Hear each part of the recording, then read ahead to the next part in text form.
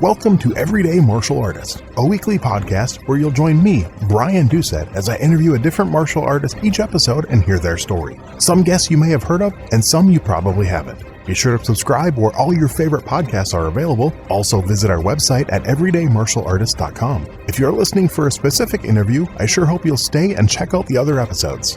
A very special thank you to Topher Williams for our custom theme music. And now, the newest episode of Everyday Martial Artist.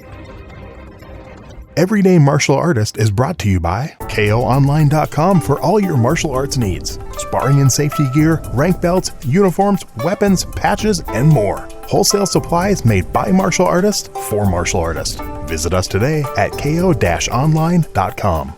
Hey, business leaders, want your audience more focused than a monk in a staring contest? Want them grinning bigger than when they found out their in-laws aren't coming for Christmas? Then you need the amazing Arthur Fratelli. Arthur is a TEDx speaker, Last Comic Standing alum, and lifelong martial artist, traveling the country, captivating audiences at conferences, corporate events, and schools. His high-energy keynotes blend failure, focus, and flow with comedy, magic, and jaw-dropping skill. Facts fade, but stories stick, and Arthur delivers a TEDx-worthy experience they'll never forget. Book now at theamazingarthur.com, because your event deserves more energy than a caffeine-fueled ninja. Hello and welcome to Everyday Martial Artist. I'm your host, Brian Doucette, and as we do every week, we're joined by a brand new guest talking about their life and journey throughout the world of martial arts and other stuff they're involved in. My guest today was born in Chicago and has been studying martial arts for over 50 years. He played a hitman in the 1996 movie Book of Swords, was also in the movie Press Start, and played a foot soldier in Teenage Mutant Ninja Turtles. He also portrayed Johnny Cage in the first two Mortal Kombat video games, as well as Scorpion, Sub-Zero, Reptile, and more. He teaches classes in Chicago and travels throughout North and South America to teach seminars. Please welcome my guest today, Mr. Daniel Pesina. How you doing today, sir? Good. How's it going over there? It's doing good. You know, it's Minnesota. I mean, you're in Chicago. I know Minnesota, so it's 45 degrees, so not bad for this time of year. Right, we are not suffering. Yeah, I like it. But, well, what we like to do with all my guests, I mentioned you've been doing this over 50 years, but I want to know kind of where it started, where that first interest came from, that first spark that kicked off your martial arts journey. You know what? I started martial arts in 1968 Wow. with judo and Shotokan karate and a little bit of jiu-jitsu from Japan. But I have two older brothers. One, I have a younger brother. The younger brother is famous. Carlos Pesina is also Raiden and also did the fight design, motion capture, put together their motion capture for Warner Brothers and continued on the Mortal Kombat franchise in all games. Nice. So he was there, now I'm bragging on my brother.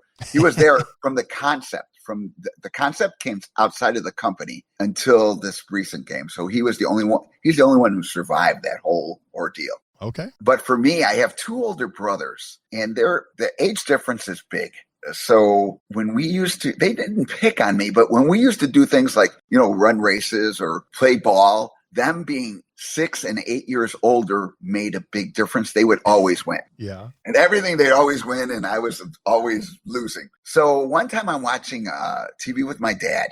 My dad served during the Korean War for the U.S. Army, which we're watching Charlie Chan the Detective. It's a black and white series. And I see Charlie Chan throw this big guy. And I'm like, whoa, what just happened? And my dad is like, oh, that's judo. He's like, I learned some in the Army. And I was like, really? I was like, can you teach me some? And so he was like, nah. And I was like, come on, Dad, teach me some. And so anyway, my dad, naturally looking back, he probably threw himself. And it's the only time that I did this. I threw him and he went to the ground, and then he never let me throw him again because he probably threw out his back or something. But anyway, nice. I just was fascinated with it. I was like, I kept bugging him to that I wanted to take judo because I wanted to win at something. That way, when we wrestled, I could throw my older brothers.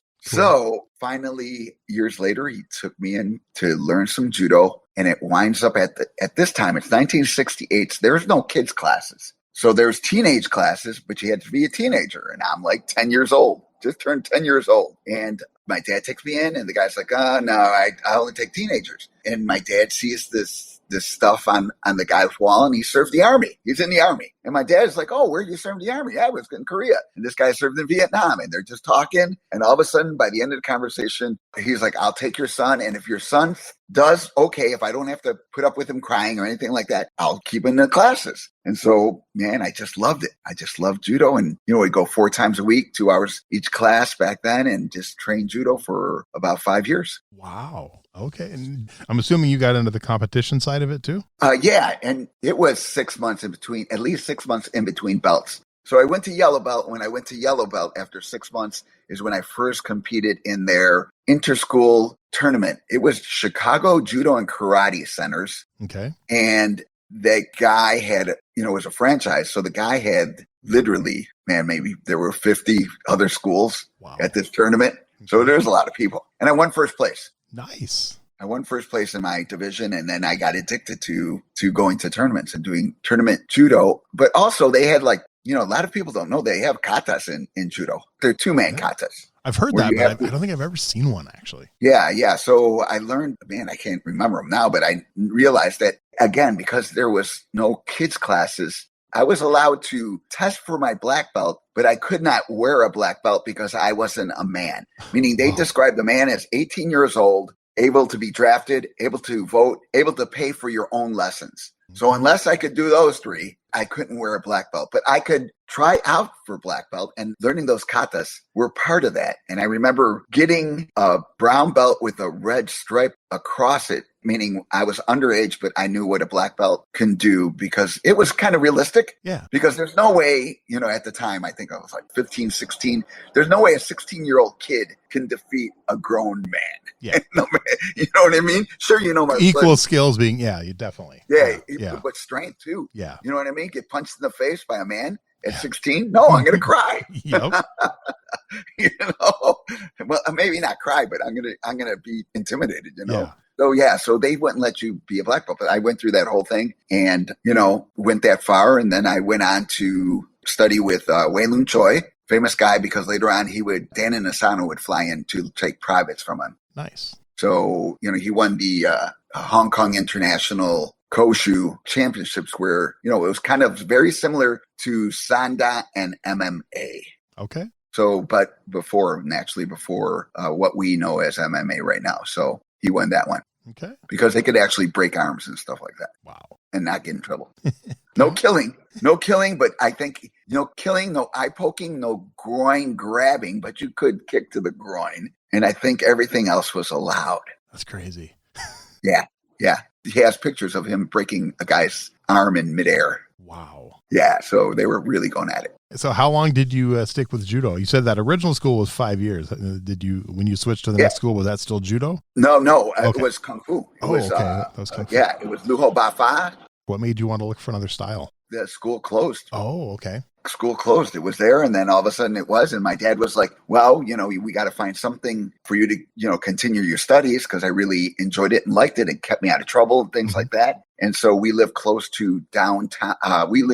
Close to Chinatown, Chicago. Okay. So down there, my dad's driving around. He sees this place. Hey, that looks like a Kung Fu school. Goes in there. Starts talking to Master Wei Lun Choi. I don't understand a word that Wei Lun Choi is saying, but my dad understood him perfectly. Nice. Yeah. And my dad was like, that's what happens when you're in the Army. You got people with different languages trying to learn English, and they would speak their language. And all of a sudden you'd start realizing you could understand terrible accents. Nice. At that point, you were probably at the age where you could probably decide for yourself. So what was it about that school that made you, once you had maybe your first lesson, what was it about that instructor, that school, that style that made you want to stick with that? No, it was still during the times that my parents dictated what Okay. Because he's like, okay, for the first hour, I did 2 postures. I did bow stance, and then I would do what is known as 60-40 stance, where 60% of your weight is on the back leg, 40% is on the front leg. Okay. And then when I got tired of that, I could go back into a bow stance, which means that 80% of the weight is on your front leg and 20% on your back leg. So one leg is resting. Nice. And I was allowed to switch the other leg, and that's all I did for an hour for the first 3 days, 3 hours. Wow. And so after that, he was like, okay, I pick you. You can continue learning from me. Nice. Because if I didn't do that, then I would never be able to come back. Makes sense. Okay. So yeah, showing that I would put in the work to learn what he had to teach. So how was that after doing judo for 5 years? Obviously, kung fu very, very different than judo. So, do you remember anything that went through your mind? Like how difficult it was to pick things up compared to how different judo was? Well, the thing was in kung fu at that time, it was structured different than judo class.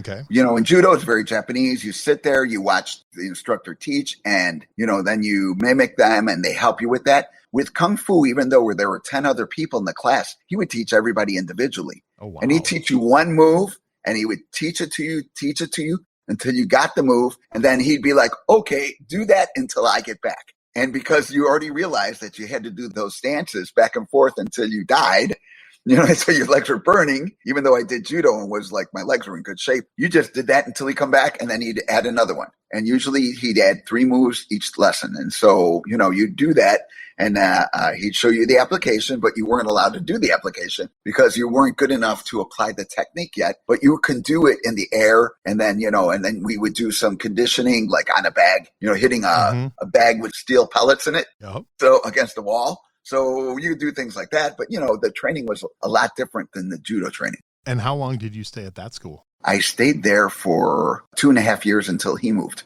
Had a lot of your schools that closed or the instructor moved, huh? Yeah, well, this guy, he was he was a chef. So he opened his own restaurant. And when he started doing lessons on the side is when he got Dan Asano to learn from him. He had the cotton belly. Okay. Cotton belly is where you can make your body soft like cotton and then hard like steel. Meaning I saw people, I never had it done, but I've seen people punch his stomach and their hand kind of goes in their stomach. And when he tightens it, their hand sticks. And also he had the iron body. So I've seen him get hit in the kidneys with poked in the kidneys hard, really hard where you hear it, with a baseball bat in the kidneys behind, and it does nothing to him. Wow. I've seen him get kicked in the groin. Nothing. I've seen him get punched in the throat. Nothing. And that is all live by people really punching him hard because you could hear the meat slap of the punch. Wow. This guy was very, very, very, very good. Yeah, when I was in college, there was a style. I did traditional Taekwondo in college, but there was another style on campus called Juku Kai. I wasn't familiar with at the time, but my friend took it, and for I think it was their green belt test, he had to sit in a horse riding stance and take 10 groin kicks without showing pain or facial expressions or stuff. And the worst part was he passed. And then 3 weeks later, he quit. And I'm like, why didn't you quit before they kicked you in the nuts? I'm like, geez. Yeah. But so with the cotton belly and iron body, you can draw your testicles up into your stomach. Yep, that's what he was saying. That's how he explained so it. You're kicking an empty sack. Yeah. Which people think well, how do you do it? But later on, a doctor told me you're born like that. That's why they slap you. Mm-hmm. Not only to open your lungs, but for kids, for males to drop their testicles outside of their infant bodies. Yeah.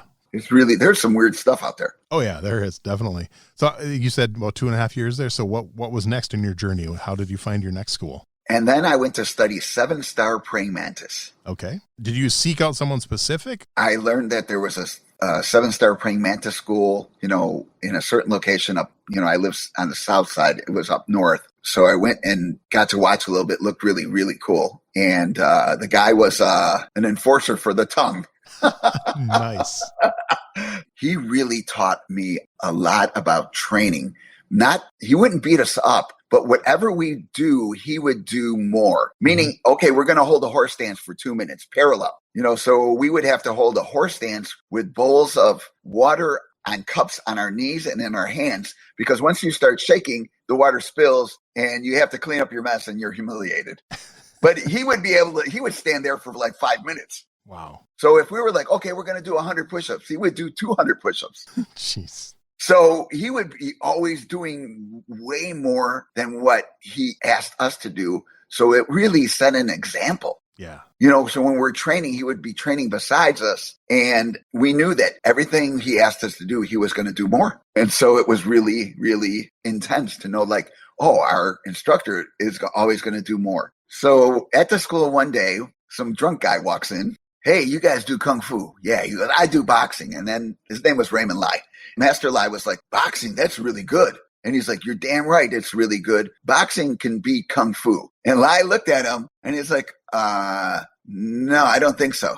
And the guy was like, watch. And the guy put up his fist and Lai hit him over the head with his forearm and knocked the guy out. Wow. The guy falls on the floor and then Master Lai grabs him by the collar of the shirt and drags him out of the school and just leaves him on the front door, closes the door, looks at us and says, what are you guys doing? You guys are supposed to be training. And then we go all back to training. And I was like, holy cow, I think he just killed the guy. But when we left, the guy wasn't at the front door. Wow. That's crazy. Yeah, it was really crazy. Yeah, just to witness like, oh, that was really simple. He didn't punch the guy, but he hit the guy over the head with his big old forearm and knocked him senseless. How long did you stay at that school? I stayed at that school for close to 5 years. Okay, good. And then what was next? What was the decision to move on, or where did you go to? How did you find the new instructor? Mainland China opened up and I got the opportunity to go train in mainland China. Wow. That's kind of cool. Yeah. Okay. And what 3 system, months. what instructor? 3 months doing contemporary wushu, which is nothing like the wushu we see today. Yeah. Nothing like the contemporary wushu we see today. A lot of people think that wushu is a certain martial art, but wushu, wu means war, shu means art or play. So when a Chinese guy sees a Korean guy doing taekwondo, they're like, oh, that's Korean wushu. Okay. But because we're American, we don't speak the language, we kind of got lost. Yeah. And then we have traditional wushu, which is really old. Some of it is like I do an art called piqua and chojiao, which piqua is axis hitch boxing, which means like your body is like a hitch and your arms and legs are like axis to chop crap. Okay. And chojiao means feet poking, which they have 68 different kicks. And both those have been written about in 950 BC. Okay. So those arts are really old. They predate Shaolin. Wow. Like Shaolin is only like a little over 1,500 years old. So these are like, close to 3,000 years old. Wow. So yeah, so that puts that big myth about Bodhidharma bringing Kung Fu to China. He actually brought Qigong to China, like the breath work. We stole the yoga breath work and weaponized it as far as Chinese martial arts. So I went to China to study contemporary wushu. My first ever experience with wushu, I think I was 16 years old, and I went down for the first time ever to go to the Diamond Nationals in Minneapolis. Oh yeah, and saw Richard Brandon competing. Yeah, that was the first time I had ever even heard of wushu. Nice guy. So, yeah, super nice guy, very talented. Yeah, super nice guy. Yeah, very very talented. Most of my knowledge about wushu comes from watching people compete in tournaments with it. So. Yeah. So like the guy that I studied with, Wang Jinbao, was the first guy to do the jumping inside 360 and land in the splits. And he said he did it by accident. But when he did it, he kind of stuck it because he was shocked. And then the crowd went crazy. And then they were like, and then his master was like, oh, we've been working on it in secret.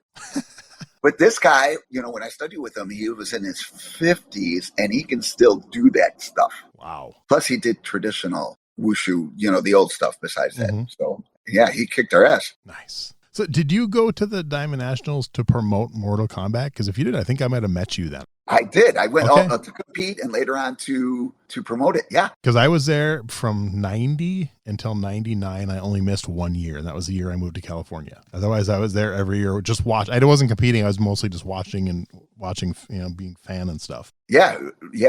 Myself, Hosung. Yep. Hosung, Tony Marquez. My brother was there. Yeah. We would go to Diamond National because it's so close. Oh, yeah. And it's a great city. It's just, it's awesome. Food is great. It's not like, sometimes when you go do tournaments, there's sometimes, all you get is like and there's nothing wrong with it. You just get the box food, the franchise food. Yep. Which when you're young is okay, but when you're older, you're like, hey, I can't be eating that stuff because it upsets my stomach now.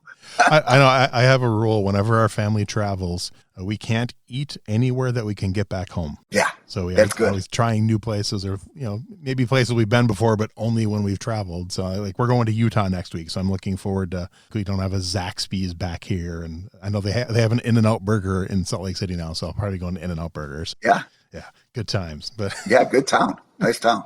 Cool. So you said about 3 months. So then you came back to the U.S. after that, or more traveling after that? What was next? I came back to train because we went there and we would, I was like, oh, I'm in great shape. I'm going to go to China. I'm going to run through 3-4 miles, 5 times a week. And I'm going to lift weights and do all this stuff. And I get there and I totally get my ass kicked.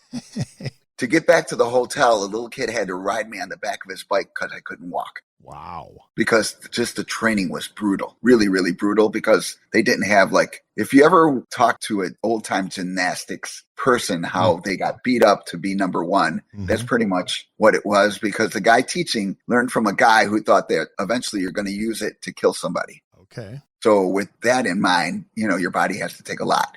But it really taught me that the human body can take a lot more than what is perceived. We would be working outside in the sun, 100-degree day for 3 hours with no water and not pass out. Wow. So, you're pushing your body to the limit. That's crazy. So come back and work on my contemporary wushu, okay. And then eventually started competing with that, try to go to China again and study some more. So that's where I started doing. Okay, cool. And so how many times have you been back to China to train? Man, I would say, well, not recently.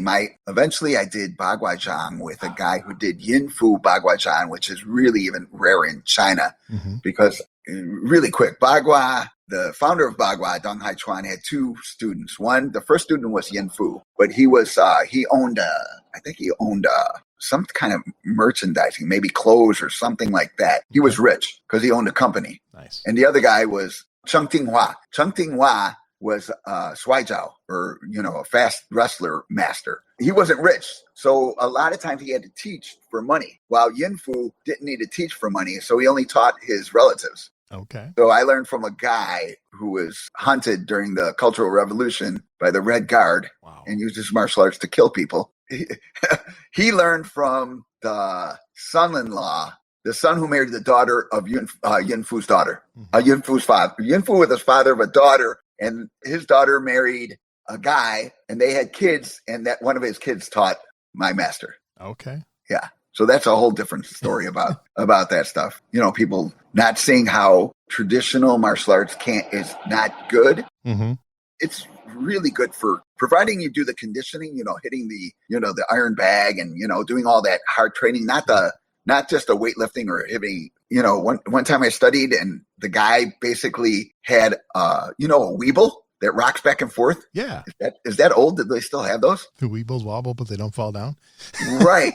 Imagine a guy taking a round pot for plants, putting cement in it, putting a pole in it, letting it dry, breaking the pot so that it's a Weeble, but it's got a big old pole that when you hit it, it comes back at you. Nice. So like a 6-inch log coming back at you after you kick it. So if you kick it hard, it's coming back hard, and you don't know where it's coming back from. Wow. So imagine kicking and punching that. So I had a guy that I trained that did do that. And when I did that, he's like, oh, don't hit it as hard, but you eventually are going to have to hit it hard. Mm-hmm. If you keep practicing. He's like, so that way that your martial arts, traditional martial arts, is not good unless you do this. You can still appreciate and study it, but if it fails you, it's not because the martial arts sucked. It's because you just have not done the training. When you see that type of stuff, it makes you realize oh man, it's really, a deadly art, and it is only good for that. It's not good for you to put, stipulations and rules on it and throw it in the ring. It doesn't work. It will not work. A lot of people, as far as, seeing stuff are like, oh, it didn't work. Well, that guy didn't work, but I've seen other people that there's no way you would be able to take a strike from them. Yeah, you wouldn't survive. If they hit you in the side of the neck, they'd break your neck for sure. Or if they palmed your head, it'd be like a watermelon. Your brains would be splattered. Wow. Yeah, they freaking hit really hard. But again, that's old school. And who in the hell wants to do that? Yeah, exactly. Who wants this log flying at you? You think it's cool until you do it. But for me, when you have somebody making you do it and do it because of your ego, because I got an ego.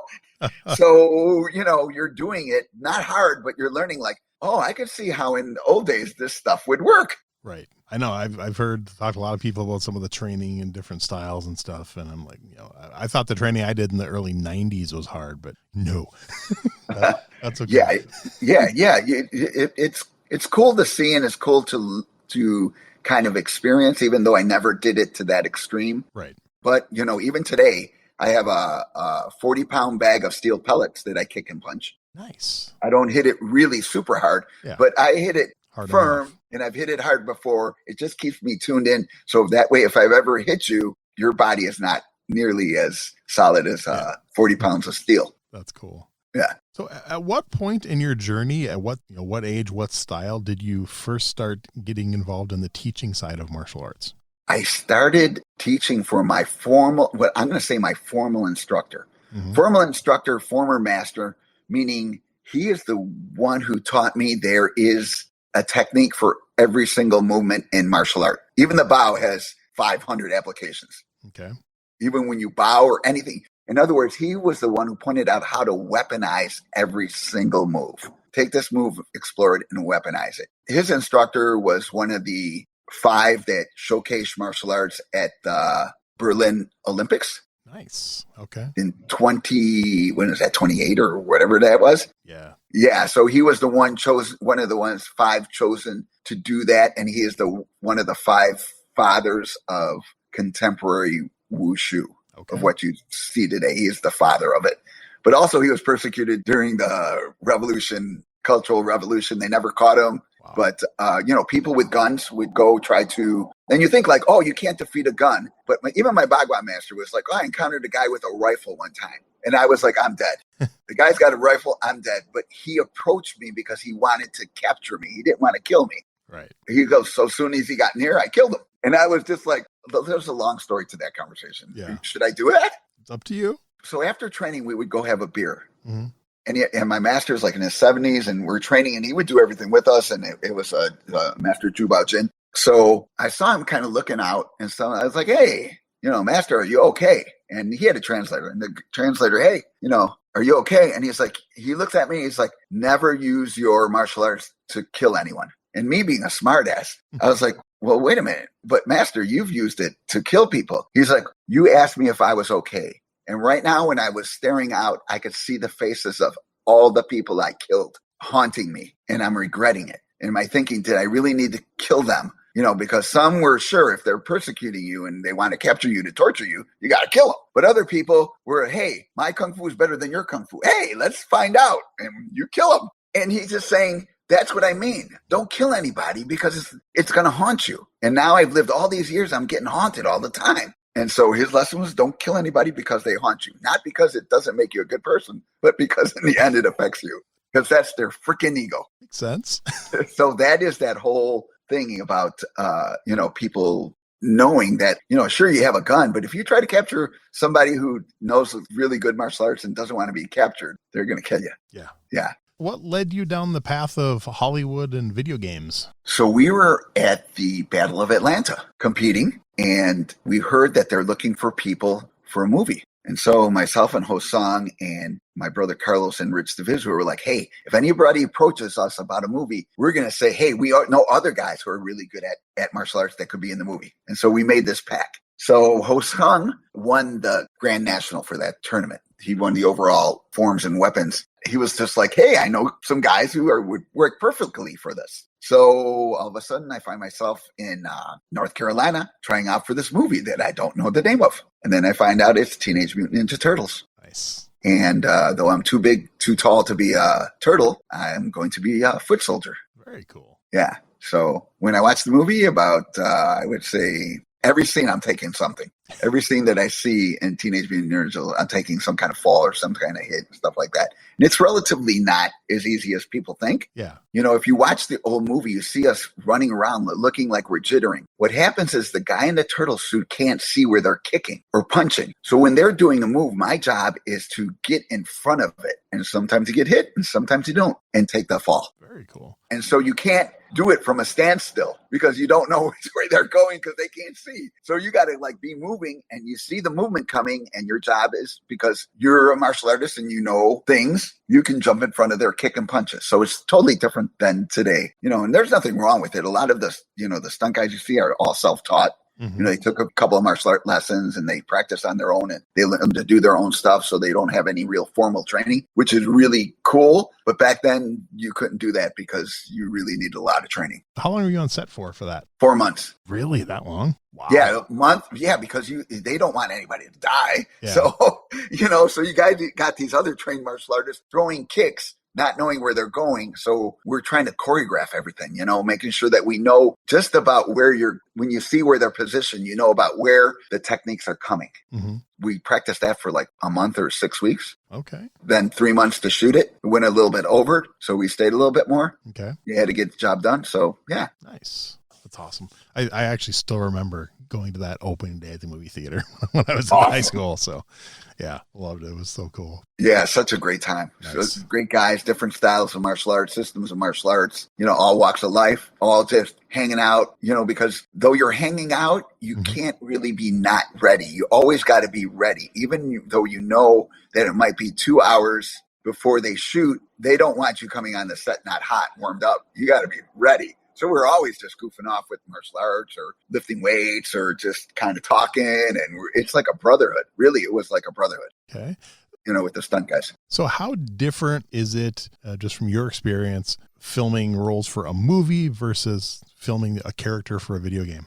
Okay. I get back from Turtles and I get a call from my friend, John Tobias, who landed a job working at a video game company. And so when we were younger, he wanted to be a director. So we wanted to film like Kung Fu movies, Nice. But we're like young. So that's not happening now because, we're an adult and he works for this. And he's like, hey, I want to do a martial art video game, but where the guys actually know martial arts. He goes, there's other video games, but none of those guys know any martial arts. Yeah. And he goes, and I know you can do this. Can you help me create this? And so I was just like, well, what do we got to do? And he's like, we got to put a package together and present that to the company I work for called Midway Games. So John put together some drawings and I put together some choreography and movement to show, katas with weapons and hand and fight scenes together. And we put together a package and we presented that to Midway Games. And Midway Games liked the idea. And they sent their representative to meet with us to hear more about that game. So the representative they sent was a guy called Ed Boon, who would be the manager of the game, who later on is called a co-creator, but probably not, after you hear the story, not the way you think.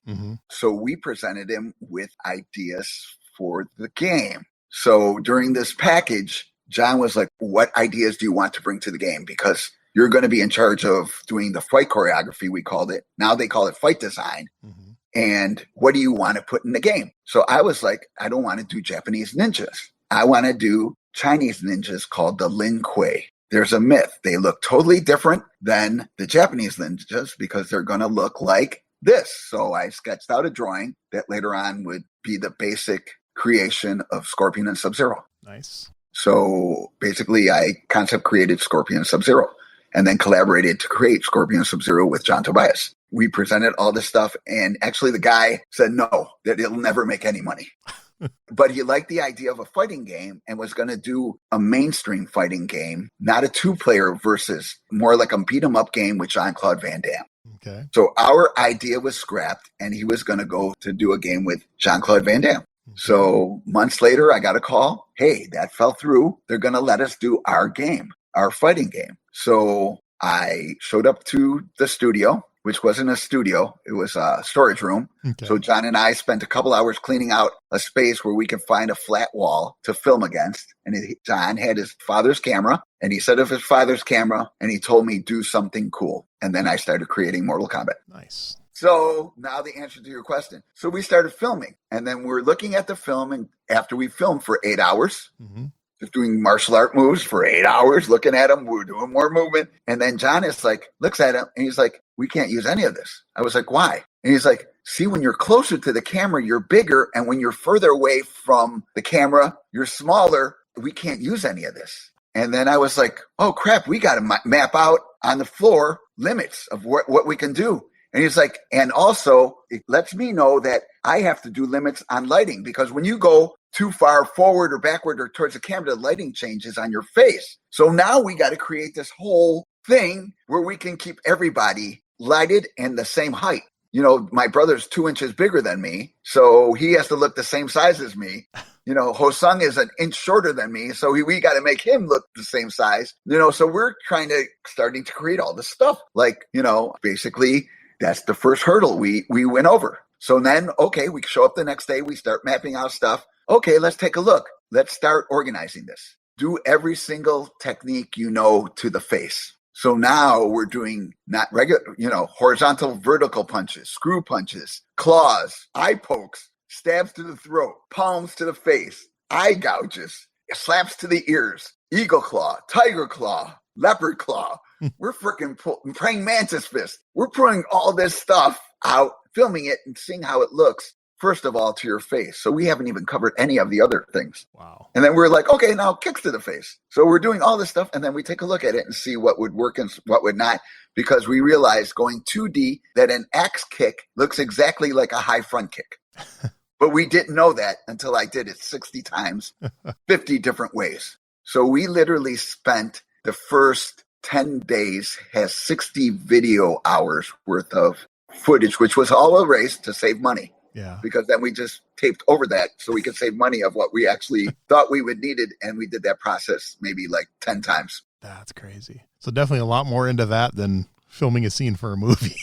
Yeah, because when I jump up in the air, he'd be like, you can't jump so high because the light changes. Jump lower. Well, now you're not tucking your legs. Well, if you can't jump high, how do you tuck your legs? So I'm trying to do this like 50 times. Wow. And then finally I look over and I see a staircase. I was like, what if we take the first frames of me jumping, because you want that dynamic motion. You can't just put a guy in the air because it looks like you put him in the air. Yeah. You have to have that feeling like you're jumping. And then I'm on the box, we shoot that, and then you take the footage of me landing, and then we mix that together. Nice. And then John is like, that's brilliant. Let's do that. So all of a sudden we're doing this in different ways.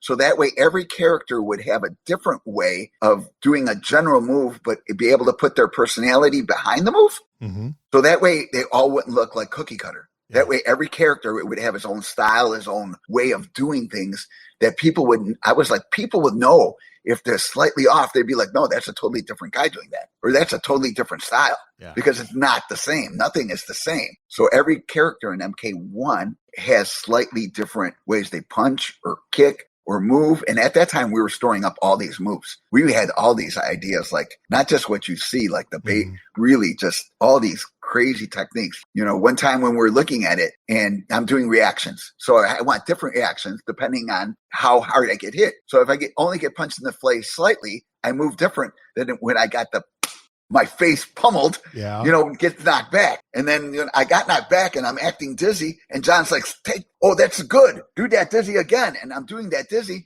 And he's looking at it. It's like, but wait a minute. If you're that dizzy, that's the end of the game. You can't defend yourself if you're that dizzy. And I was like, yeah, but your game can't end like that. And then John is like, only him and I are in the room. And he's like, we got to think of a finishing move. We have to finish him. And that's where the concept of finish him comes from. Nice. And later on, they were like, oh, it's a fatality. Cool. That's how we came up with the first fatality. Okay. That's awesome. Just two guys goofing off in a back room, storage room. That's fun. That's awesome. Yeah. Earlier you mentioned weapons. So what's your favorite weapon to train with? Shuang Shao Jin, two-handed straight sword. Oh, okay. So it's a two-edged sword that comes from the floor to your chin. Oh, wow.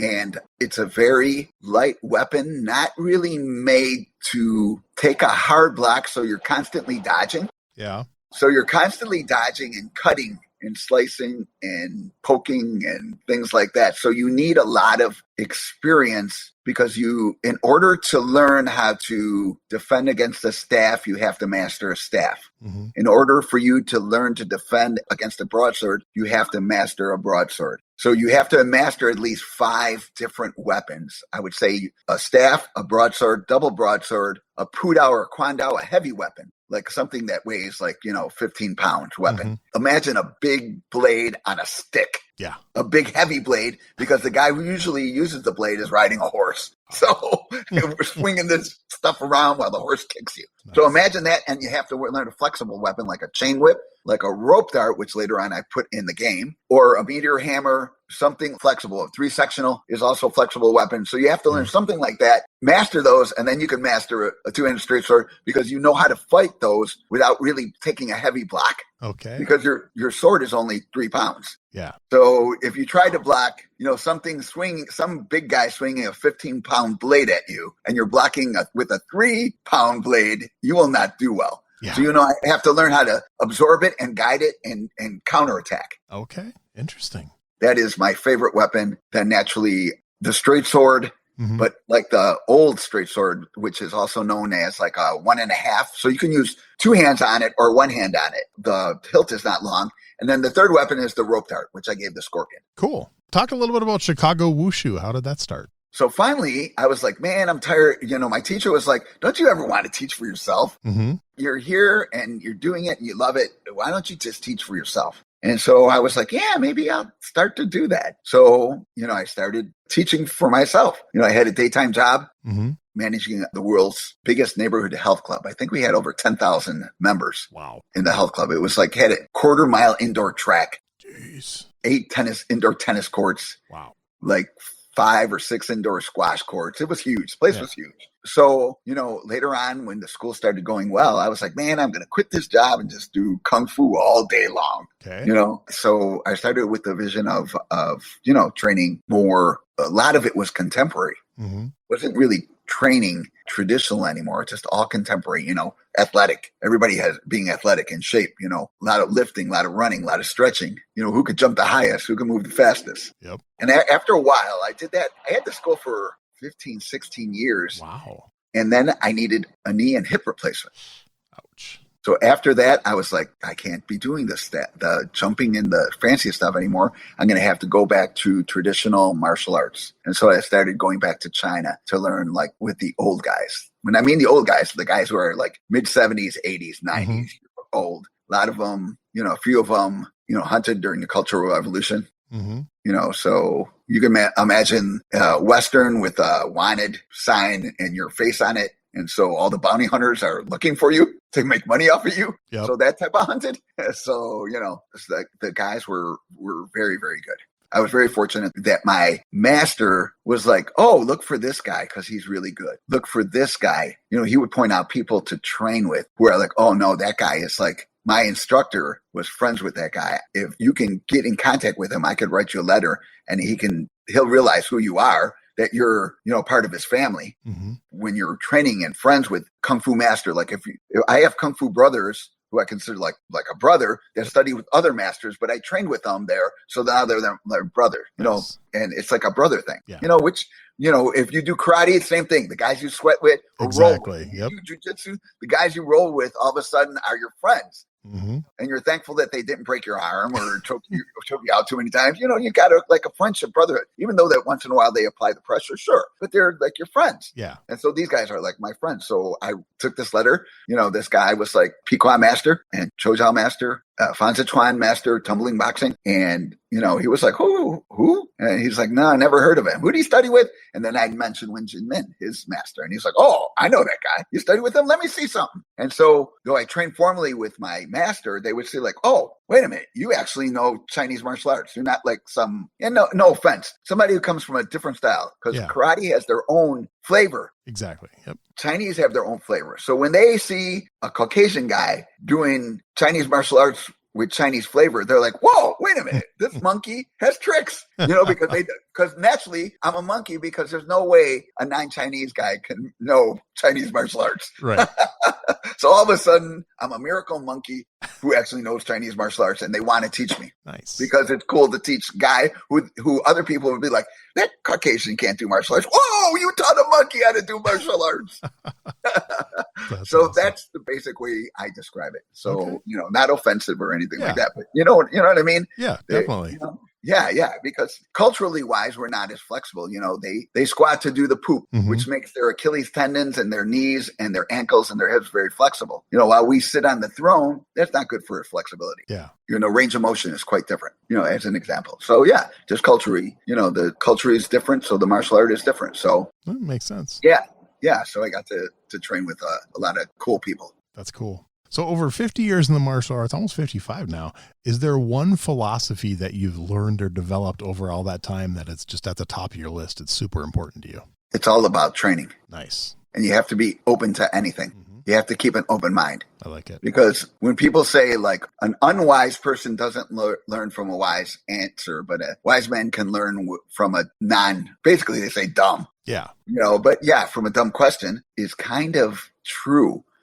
As long as you listen to it and you try to figure out what it is, what is the way to do things. Like right now I teach privates. I only teach privates or semi-privates. Okay. And all my students have over 15 years of other martial art training. Nice. So they might be doing jujitsu, they might be doing hapkido, aikido, taekwondo, karate, other kung fu guys who just come in because I don't teach them what they already know. I teach them what they didn't see. Nice. So I take their techniques that they have and I weaponize them to their satisfaction. Okay. To things that they'd never thought, conceived of. I can do that with that. I could take this punch and just by this, I can actually change how it's done. Yeah. Because in the end, Kung Fu has the philosophy that if you have 10 applications for one technique, your Kung Fu or martial arts are no good. If you have 100 applications for one technique in martial art, your martial art is okay. If you have 1,000 applications for one technique, then your martial arts are good. And that is really, really true beyond what the general people can really, really think. Okay. You can really take anything and get a new twist on it and weaponize it. Not theoretical. Realize that would really hurt somebody. So, okay. Yeah. So, yeah. You mentioned hip replacement and stuff like that. So what's your worst martial arts related injury? My hip replacement knee. Yeah.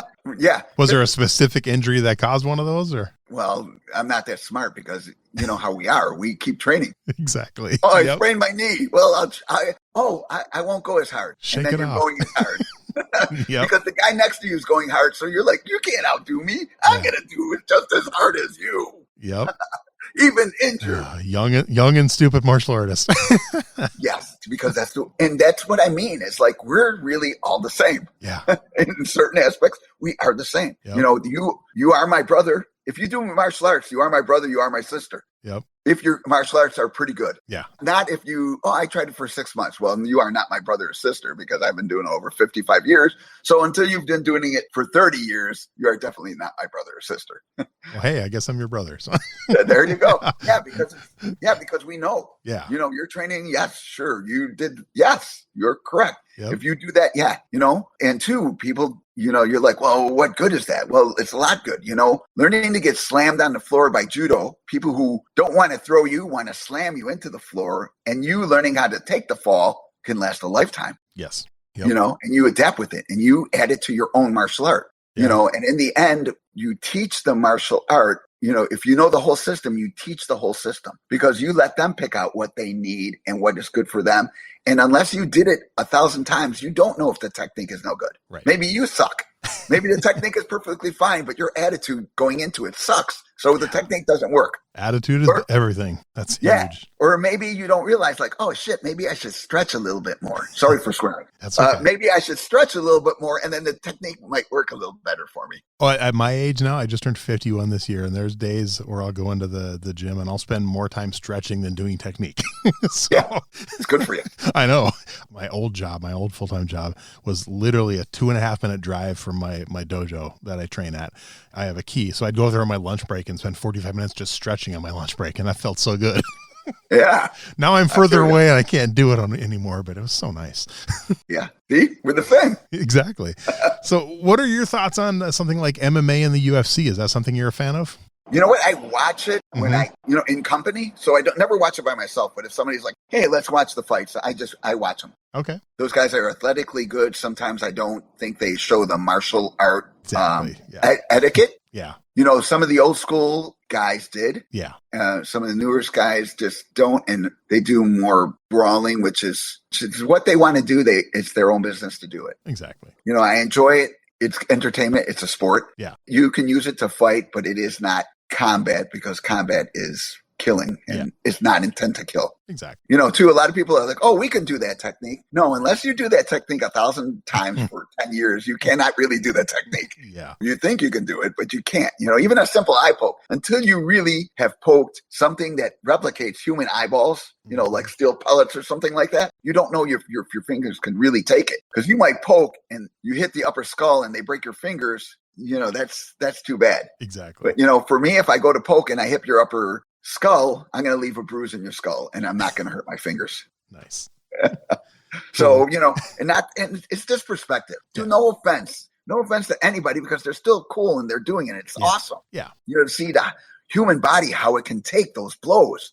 Yeah. When you see that, you're like, oh my God, but they're taking it. They're like freaking steel. That's awesome. Yeah, definitely. All right, I got a few fun questions to use to wrap up the interview. So we were just talking about MMA. Let's just say, whether it's now or, 20, 30 years ago, whatever, but you decide you're going to step into the octagon and you're going to fight MMA. What's your walk-up song going to be? What music's playing as you're taking that walk into the cage? I am my own worst enemy. Nice.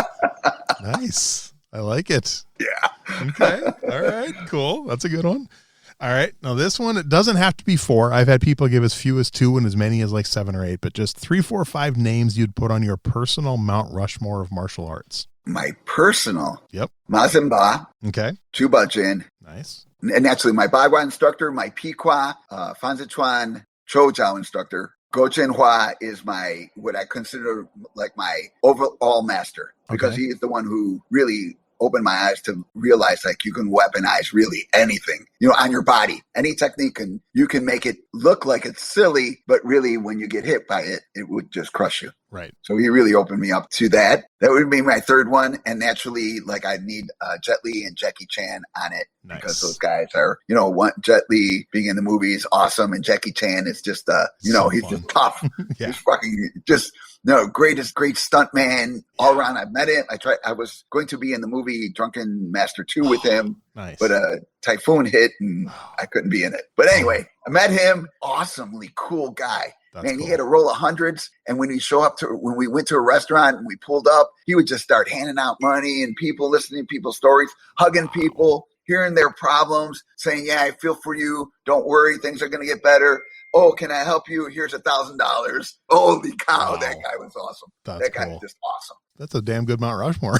Okay. Yeah. So those are my 5. Okay. How about a favorite martial arts book? Favorite martial arts book would be Bruce Lee's Dao De Kunja Kundo. Nice. Just because Bruce, in my opinion, looking back, and again, it's my opinion because I've studied the art of Xing Yi, mind, will, boxing. Mm-hmm. Bruce Lee just invented that without knowing it. Nice. Which is pure genius, which is, in the end, it is pure genius to not have any contact with it and coming up with the first internal. Xing Yi is the first internal martial art. Yeah. Like organized internal martial art. Not the first person to make the martial arts internal, like mind-body connection, but Xing Yi is the first style to make a system for you to be able to do that. Okay. Figure out the pathway to do that. Yeah. Now this one, you obviously can't pick Mortal Kombat. Favorite martial arts video game? Favorite martial arts video game? Yep. And it can't be Mortal Kombat, man. Yeah, can't pick the one you were in. Karate Fighter, because that's the first martial art video game that I played. I think the most picked are actually Karate Fighter, Mortal Kombat, Street Fighter, and Tekken. Those 4 are the most that get picked overall. Street Fighter, I used to play that. Inspiration naturally, but I played Karate Fighter before I played Street Fighter, so I'm going to give it to Karate Fighter. That's fun. Awesome. Atari, yeah. All right. How about a favorite martial arts TV show? Kung Fu. Nice. Even though I don't think there was any martial arts in it. Yeah, I know. I know. You know what I mean? In my opinion, again, guys. Anybody out there, this is my opinion. It's my opinion. It's like we could have a debate over some whiskey and just talk about it and talk about TV and stuff like that. That's awesome. I'll do that with you guys. But in my opinion, there was no Kung Fu in Kung Fu. I would agree. But yeah, it's nostalgic. It's it got a lot of people interested. So yeah, exactly. Still my favorite. Don't say it's not your favorite. And I will pay for even a bad martial art movie. I've seen some really bad martial art movies that I paid money for, that I'd happily pay money for, because I know that indirectly some of the money would be going to that martial art guy. And he's a martial artist. He's my brother. I'm going to try to support them. Well, that brings us to our next question. And obviously can't pick Teenage Mutant Ninja Turtles, but favorite martial arts movie? Favorite martial art movie? I don't even know the English name, because it didn't have an English name for years. It had Jet Li in it, and he was like a sickly guy and got magic kung fu. So any listener out there, please message me. And I know Chinese is Yi Ting Tong Ge. Okay. It describes 2 swords. Sounds familiar. And it's like he's got like this magic kung fu in there. Mm-hmm. Okay. If I get a second choice, then it would be Chinese Ghost Story. I like that series. Okay. Because I like horror movies, and anything horror with kung fu is freaking awesome. Nice. All right. Final question. Now, this one doesn't have to be a martial arts movie. Any movie you've ever seen, favorite movie fight scene? There's just one fight scene that jumps out at you. I Am Nobody. Okay, that sounds familiar. I think it's a Korean movie. Okay. I Am Nobody or Mr. Nobody, or not the new Mr. Nobody. Yeah. I think they're a movie with that, but I am Nowhere or Nobody. There's a fight scene, kick-ass fight scene, where they're fighting with knives and they're in a grappling position, and the guy transfers the other guy's knife hand into his teeth and then stabs him multiple times. Wow. And when I saw the knife fighting is pretty cool. But when I seen that move, I was like, oh my God, that guy has Kung Fu. Nice. That guy has a martial arts skill, not Chinese Kung Fu, but, yeah. That's how you got to think out of the box. How do you weaponize that? How do you, all of a sudden he weaponized his teeth, not by biting you in the neck or anything like that, like other movies, but like by controlling the guy's knife hand and then looking into the eye and just stabbing him. That is cool. I don't think I've seen that one. I'll have to look it up and check it out. Before I let you go, Daniel, is there anything I forgot to ask you, or we just want to be sure we get out there quick? And I will put links to any website you want me to, your IMDb, whatever, when the episode comes out. But any last minute stuff we want to get out there? No, I just want to remind everybody, that especially during these times, the strong always protect. Whether you're mentally strong or physically strong or have a skill that makes you strong, we should try to take care of each other. Yeah. And kind of stand up for each other, and not forget, what the martial art code is, no matter, if you do Japanese or Chinese or, Malaysian or Filipino, we do have a martial art code, and we should try to live by that as much as we can. I like it. It's a great way to end. Sir, this has been so much fun. I'm glad we got to do this. I was very happy how quickly you responded to my request. And literally within the same week we were doing the interview. So I think you're my second fastest turnaround. So thanks. Yeah, I had Carmichael Simon a couple of years ago when I interviewed him. I sent him a message and he's like, yeah, I can do it right now. I'm like, okay. And literally 20 minutes later we were doing the interview. So I like the fast turnarounds like that. It makes it more fun. But seriously, this has been so much fun. I love hearing your story. I truly hope we can maybe meet in person someday. I haven't been to Chicago in a few years, but every now and then I get through there. But I definitely would love to meet in person and shake hands and do whatever. But this has been so much fun. Awesome. It's funny that you mentioned Carmichael, because back in the day when he was a kid, he used to help me sell my autographs at my table. Really? That's awesome. Yeah. Kid Carmichael. Yeah, he would be sitting at my table with a bunch of the other guys that are now super famous. Yep. I think one of the guys does all the stunt, is the main stunt guy for Marvel movies, but he was at my table selling my autograph for $5 back in the day. So because the kids would just love Mortal Kombat. Was that Mike Chat? Maybe? Yeah, I've taught Mike Chat. Yep. I taught Mike Chat. Because he does, I know he does a lot of stunt stuff right now. And yeah. I taught Mike Chat some contemporary wushu and acrobatics, and he added that and made up Extreme MMA. He's done very well. So yeah. Cool. Well, seriously, man, this has been so much fun. I truly appreciate your time. Okay. Thank you. Thanks for listening to Everyday Martial Artist. We hope you will join us every week for a brand new episode with a different martial artist telling their story. If you enjoy the show, be sure to leave us a review. Also, be sure to check out our website at everydaymartialartist.com. There you can find all of our episodes and contact us to suggest guests and ask questions. Again, thanks for listening to Everyday Martial Artist, and we'll see you next week. This podcast is a production of Unfiltered Studios. If you would like to know more about joining Unfiltered Studios, please visit our website at unfpod.com for more information.